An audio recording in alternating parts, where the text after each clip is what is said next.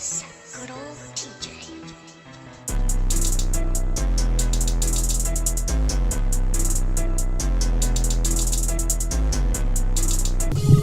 Nino Squad, Incog, bringing us back some more reaction videos. We are back with the scary reaction videos, ladies and gentlemen. We are back on Mr. Nightmare show. You know, we either do Mr. Nightmare or we do Lieutenant Libby. We're doing Lieutenant Libby for a little hot minute. So chill out. We on this Mr. Nightmare. So this one is called Four Disturbing True High School Horror Stories. So without further ado, guys, like I said, it's been brought to you by Mr. Nightmare. Go and check his channel out. Makes a lot of good creepypastas over there. Without further ado, guys, let's hop right into this. So play. You should do 3. He doing 4 this time. So is. New students at Southern Lehigh High School in Pennsylvania. Going into my junior year of high school, not knowing anyone was really rough. Everyone obviously had their friend group sorted out by then. The worst part was lunchtime, though. My school wouldn't let juniors leave for lunch, only seniors. So I had to eat in the cafeteria. Oh yeah. They did that to us back in middle school. They didn't let certain groups go out or whatever to the lunchtime finally room. Came, however. Oh, was it high school? I walked into the cafeteria with my food, looking for a place to sit. Every single table was taken. I didn't even have the option of sitting alone. But there was one table in the corner of the cafeteria with only 2 kids sitting at it. That was the least intimidating spot to sit. So I walked over and asked if I could sit there. They both looked at each other, and one of them said yeah. I noticed upon sitting down that the 2 were identical twins. They looked like they were partially of Hispanic heritage, but they didn't have accents. They honestly seemed alright. It's so hot, man. It was like it being like real hot outside with the humidity, man. It's crazy. They invited me to hang out with them after school. And I ain't got the fan on right now either because I'm recording. I had to start off somewhere as far as making friends. I got their numbers, and after school, I went home to drop off all my stuff. Shortly after, I got a text from Bruno, telling me he and his brother were planning on hanging out. He told me to meet them around 9 that night at the nearby cemetery that was like a 10-minute walk from my house. He said there was a cool hangout. A cemetery? What? Plus, the first day of school was on. Hold on. So who would actually want to like go to a cemetery to be your first time you hanging out with your new friend? Like who was what? Bruno texted me one more time asking if I was still coming. I said yeah, I'm gonna leave in a few, and confirmed we were meeting on the road by the cemetery. He said yeah. So I began my walk in the dark to the cemetery. The longer I walked, the more I thought about. Don't my man got a curfew? I know he in high school. Don't he got a curfew? Talking about he going there now. That I was literally walking to a cemetery at night to hang out with 2 kids I just met. Right? Yeah. Like what? At the road next to the cemetery. Like what are we doing? He started typing right away, and he said they were in the woods, hanging by a small lake that they wanted to show me. Then he promptly sent his location. So I made my way into the woods, pushing branches out of my way, using my tiny phone flashlight as my only light. I started calling for. This is so many red flags, bro. Like I was close enough, according to the location he sent me at least.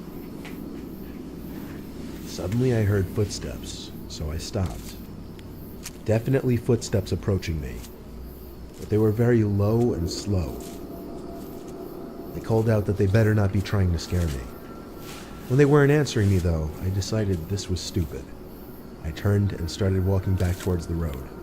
But those footsteps I mentioned earlier, they turned from quiet and slow to fast, and before I could even react, someone had their nails digging into my neck, effectively choking me. I heard a familiar voice screaming, "Grab him, grab him." I managed to break free from this sort of chokehold and sprinted towards the road. I know they followed me until the tree line by the road. I was faster than them, and I could run for miles. And that's what I did. I ran straight home and told my parents. They considered calling the cops, but I thought it would be better to get pictures of the nail marks on my neck and report it to the school the next day.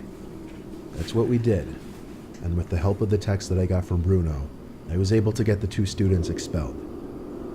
My parents made me block both their numbers. I didn't exactly argue with that, though. Like, why would you need to argue that? Didn't know where we lived, and I told them simply, not as far as I know. So anyway, one night about a week later, I woke up to my room feeling really cold. I heard the sound of wind blowing into my room, and I looked at the window to see it was slid completely open. I wondered if my mom came in to open it, but that would make absolutely no sense. It was like 50 degrees out that night. I walked over to it and looked down below. A few feet below my bedroom window, there's a part of the exterior of my house that comes outward, creating a sort of ledge underneath my window that my father always told me to jump onto in case of a fire. I shut my window. This does not sound good. Bedroom. No. I gently knocked No. and opened the door. No. My mom groggily asked what. I had to ask her if she opened my window. No. Oh. She sat up saying, "No, why?" I told her in a louder, more concerned voice now that my window was opened all the way by somebody. She started shaking my dad to wake him up and go check my room with me. But when he woke up, he told me to grow up and go back to sleep. I left my parents' door open as I walked back down the hall to my room. Then, I picked up on something that I'm surprised I picked up on. My door. It seemed to be half shut now, as opposed to completely open when I left. I pushed the door open just a little bit so I could get a look through the crack and see if, someone was behind the door. Oh God, no. No. Even though I Bruh. thought of the possibility, No. I never could have actually expected to see it. There was someone hiding behind my door. I screamed for my dad like a little girl. I screamed so loud I'm sure it could be heard 3 doors down. Then my door suddenly slammed shut, just as my dad came rushing out of his room over to me. I screamed there's people in my room, so he barged into the room and turned the light on. At that moment, we saw the leg of a person jumping out my window. My dad ran to the window, then downstairs and out the front door to attempt to chase them down. But he came back a few minutes later out of breath, saying he didn't see anyone. Full of energy and fear, I swore it had to be those twins that I got expelled. My dad called the police, and I had to talk to them when they arrived, explaining the whole story back to the incident in the woods. Bro. My father backed up my story, but without proof of who entered, they said there wasn't anything they could do. They merely ordered us to lock the doors and consider installing cameras outside. As positive I am that it was either one of or both of those twins in my room, after getting through a solid couple months of sleeping in fear, nothing to this nature ever happened again. Looking back now, I don't know why I was so willing to meet these kids in the woods at night. I should have realized in the cafeteria that day that they looked like trouble, and I should have stayed away. Why would you do that, though? Like, why you put yourself through that? Like, what? Like, nothing in your head, like, oh, these guys want me to meet them at night by a cemetery. Freshman year By of high some school, woods. 2007. Gym class. Like, and like, none of y'all, like, nobody sees the problem in that? Nobody? Funniest days of the year. Or just me? He was an older man, not a senior citizen, but gray, maybe 55 to 60. He took attendance, and when he passed me, he did a double take at me, which I found a bit uncomfortable. What? Not to float my own boat, but I always understood I looked older and really good for a freshman in high school. The sub told us to get into our volleyball teams, and he disappeared into the hall by the locker rooms for a while. 40 minutes went by and the period was over. It was time for us to get changed and go home. I got into the locker room, but for some reason, my locker wasn't opening. I tried my usual combination over and over and over. It wouldn't click open though. I had to go to the sub and let him know to ask for my combination again. I figured maybe the combo just slipped from my mind for some reason. The sub told me to give him a few minutes and he'd get the list of locker combos. I waited outside the office, and out he finally came with a book in his hands, open to a specific page. He walked into the girls' locker room with me, which I didn't expect him to do. The locker room was basically empty now, with one girl finishing up changing. We walked over to my locker and tried the combination written down on the paper. It didn't work no matter how many times he tried it. Each time he tried it and failed, he would look at me and laugh. I would force myself to laugh along to be polite, but it started getting weird. He put his hand on my shoulder as he said, "We'll figure this out." He tried the combination again, with his hand still on my shoulder. I think this is a female It student. didn't work again. I felt his hand slowly started inching down from my shoulder to my lower back. Yep, this is Pushed definitely myself it. away I think it's definitely and grabbed it. my bag, saying, "It's okay, I'm late for my bus." He tried a combo in the locker one more time, and it opened. He smiled and walked away. I waited till I heard the locker room door shut. Then I proceeded to getting changed quickly, when suddenly the room went dark. I finished pulling up my pants and shut my locker in the dark. I threw on my backpack and started walking to the back exit of the locker room, which led outside. I feared that the sub would be waiting right by the door for me. I got predatory vibes from him. When I got to the end of that specific aisle of lockers I was in the intersection of two rows. I'd have to turn down left to get And to the he's exit. staring dead at the person. Naturally, I had to look right to make sure that it was clear. There was a little light seeping in from one single rectangular window that sat under the ceiling. It was enough. Enough for me to see him peeking at me from around the wall of lockers. So that's when I ran for the exit door. He came over behind me saying, wait, it's not what it looks like." I ran outside into the rain off the campus of the high school and walked the rest of the way home, giving me time to reflect on what happened. By the time I got home, soaking wet, it came to me that he most likely changed my locker combination somehow as a way of getting alone with me in the locker room. As for what he could have possibly been planning to do when he cut the lights, I never wanted to imagine. Honestly, I was too emotionally scared and quite frankly embarrassed. That's to tell so anyone, disgusting, not even bro. my parents or friends. It was something I just kept to myself all these years because truthfully, I just don't feel comfortable telling people.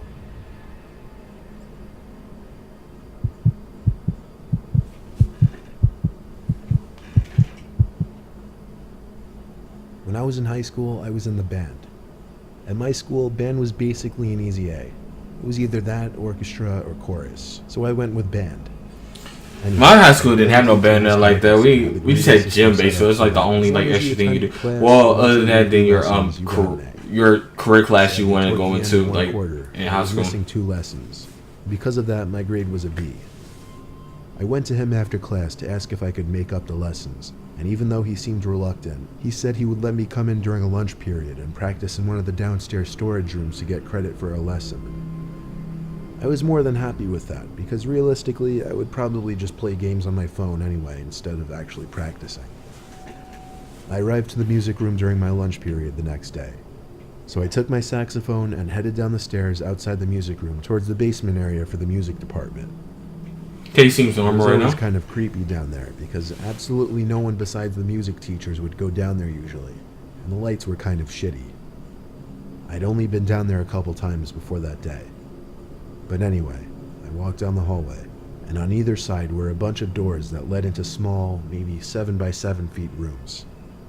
All of these rooms were used for storing things like chairs, music stands, spare instruments, Christmas decorations, and whatever. I stepped into one of the rooms and shut the door. Where is this how all like band like the band just in rooms case look like Mr. underneath Nicholson would like come down to the actual check on me. band the main But band really, room? I didn't plan on actually playing. I started playing games on my phone, and then flick. Darkness. Like, as dark as it could get. Minus my phone screen. Nope. I Not looked on over the duty. light switch to Not the on stick. duty. No sir, Craig. Nope. Not on duty. Nothing. Not on duty. Nope. I stumbled as Nope. I got up from the seat to open the door. To more darkness. I held my phone out in front of me to light up this little hallway, even if it was just barely. I think I had like an iPhone 3 or something. Those old ones didn't have flashlights. But anyway, that little light from my Right, phone they didn't have was to see flashlights. one of the doors open near the end of the hall, and I heard something being dragged in that room, like one of the big plastic containers. There was also manic breathing, followed by animal-like grunting. Then I saw a big plastic container being pushed out of that room into the hallway. As I saw this, I turned off my phone screen and went back into the room I was just in. I shut the door so quietly. I don't know what exactly I was thinking in that moment that I decided to hide, but I think the strange sounds I was hearing from this person, mixed with a random blackout, made me wary of staying in that hallway. Whoever that was blocking the stairs though, and of course I got no reception down in that little basement area. All I felt Oh, that person got a dead body. And waiting for the lights. That person got a dead body, bro. It seemed like they were never going to turn back on. So I decided I would try and get back upstairs again. I quietly opened the door with my phone in front of me for light. Then I stepped into the hall. I inched up a little closer to the stairs. Then I heard something again. I quickly crept into the next closest room with the door open and shut it. I still didn't know what I was hiding from. Could it have been a staff member or a janitor? At that point, the only reason I had of thinking it wasn't was because they only appeared down there after the lights turned off. I stood in that room in complete darkness, only listening and waiting for another sound from outside. But you know how when you're in a room with someone, even if you don't necessarily hear them, you can kind of just sense their presence? Oh, nah, bruh.